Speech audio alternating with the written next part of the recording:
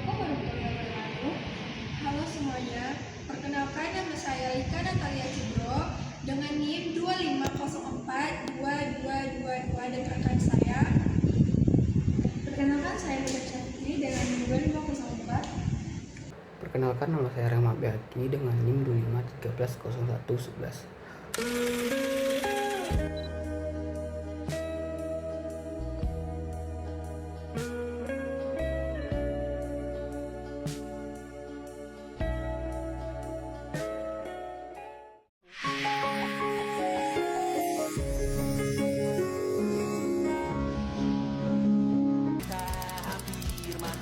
Fenomena eksistensi diri di media sosial, khususnya bagi para remaja, kami hitung ada 93% remaja yang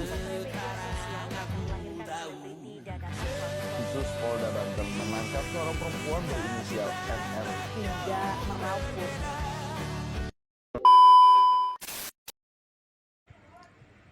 Tahukah kamu, rata-rata anak muda Indonesia menghabiskan lebih dari 5 jam per hari di media sosial.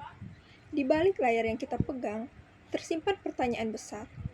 Apakah kebiasaan ini memperkuat atau justru memperlemah nilai-nilai Pancasila dalam diri kita? Media sosial telah menjadi bagian tak terpisahkan dari kehidupan generasi muda Indonesia, seperti platform TikTok, Instagram, Twitter, dan YouTube digunakan oleh jutaan anak muda setiap harinya untuk berkomunikasi, mencari hiburan, dan membentuk opini. Namun di balik manfaatnya, media sosial juga membawa tantangan serius bagi realisasi nilai-nilai Pancasila. Di satu sisi, media sosial dapat menjadi sarana penyebaran nilai-nilai positif Pancasila seperti gotong royong digital, toleransi antarumat beragama, dan semangat kebangsaan. Di sisi lain, konten negatif seperti ujaran kebencian, hoaks, polarisasi sosial, serta pengaruh budaya asing yang tidak tersaring dapat mengikis nilai luhur Pancasila pada generasi muda. Oleh karena itu, penting bagi kita sebagai generasi muda untuk memahami dan menganalisis secara kritis bagaimana media sosial mempengaruhi implementasi nilai-nilai Pancasila, serta bagaimana kita dapat memanfaatkan media sosial secara bijak sesuai dengan nilai-nilai Pancasila. Yang pertama, mengedukasi generasi muda tentang pengaruh positif dan negatif media sosial terhadap nilai-nilai Pancasila. Yang kedua, mendorong generasi muda untuk menggunakan media sosial secara bertanggung jawab dan berlandaskan nilai-nilai Pancasila. Yang tiga, menampilkan contoh nyata implementasi nilai-nilai Pancasila dalam perilaku bermedia sosial yang baik. Yang terakhir, memberikan solusi konkret bagi generasi muda untuk menghadapi tantangan media sosial melalui internalisasi nilai-nilai Pancasila. Pengaruh media sosial dengan sila pertama yaitu ketuhanan yang Maha Esa. Dampak positifnya, media sosial sebagai media dakwah dan penyebaran konten religius yang toleran. Dampak negatifnya, penyebaran ujaran kebencian berbasis agama dan penistaan agama di media sosial dan radikalisme online yang mengecam toleransi agama. Contoh nyatanya, kasus klarifikasi hoaks terkait isu SARA yang viral di Twitter dan komunitas konten kreator Muslim, Kristen, Hindu, Buddha yang berkolaborasi di YouTube. Dampak positifnya yaitu gerakan solidaritas digital seperti penggalan dana online untuk korban bencana, kampanye anti-bullying, dan penyebaran konten anti-diskriminasi. Dampak negatifnya yaitu cyberbullying, body shaming, penyebaran konten yang merendahkan martabat manusia, serta cancel culture yang tidak profesional. Contoh nyatanya yaitu gerakan Stop Bullying di Instagram yang melibatkan influencer muda Indonesia, serta kasus viral cyberbullying yang merenggut nyawa pelajar Indonesia.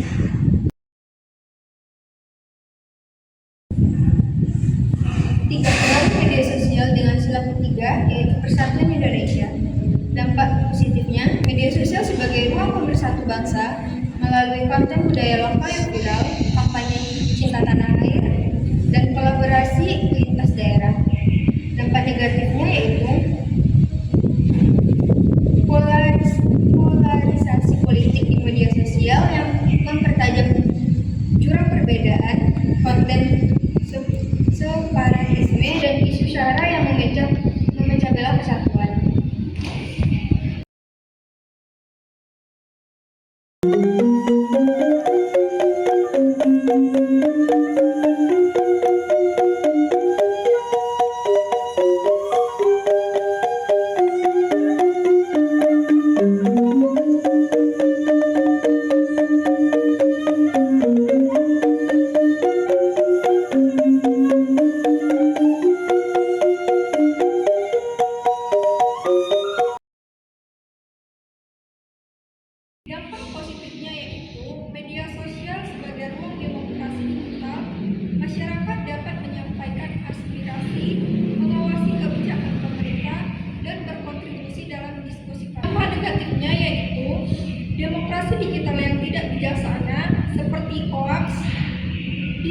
desinformasi dan pembentukan opini publik serta manipulatif oleh akun-akun bot.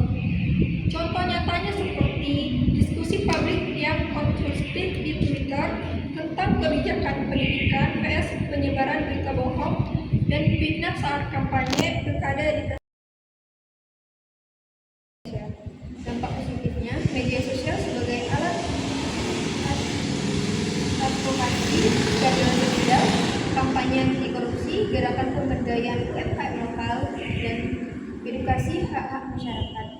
Dampak negatifnya, kesenjangan digital yang membuat akses informasi tidak merata, serta pamer kemewahan atau flexing yang memperparah perasaan ketidakadilan sosial. Harus bisa meningkatkan konsumsi produk dalam negeri.